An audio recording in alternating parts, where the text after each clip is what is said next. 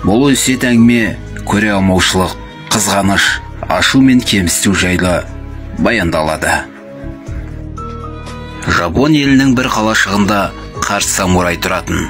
Ол өз шәкірттерін білімді, ақылды етіп тәрбиелейді.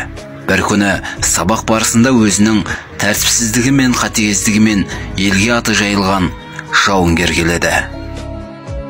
Оның өзіндегі әскери тактикасы болатын. Ол қарсыласына ауыр сөздер айтып, ашуландырады. Ызаланған қарсыласы жекпе-жекке шығып, ашудың салдарында қателіктер жіберіп, жеңілетін.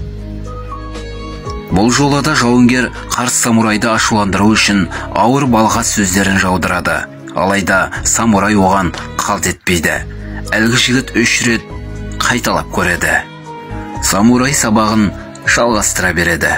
Ызаланған жауынгер есікті теуіп кетіп қалады. Мұны бақылаған шәкірттері самурайдан: «Ұстаз, неге оның мұндай тәртіпсіздігіне жауап бермедіңіз? Оны жекпе-жекке шақыру керек еді», деп ызаланады.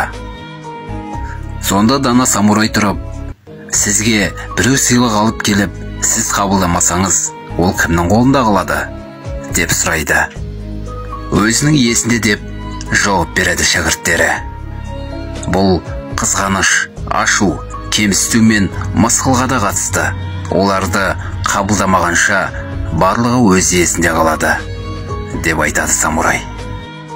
«Бір ит мені қапты екен деп, мен оны қапсам, менің адамдығым қайда қалады? Жолыңдағы үрген әр итке тас лақтырып, қуалап жүрсең, көздеген жеріңе уақытында жетіп бара аласың ба?»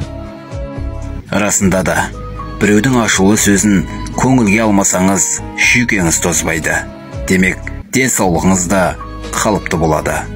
Бұл өсиет әңгіме адамды сабырлы, кешірімді болуға шақырады.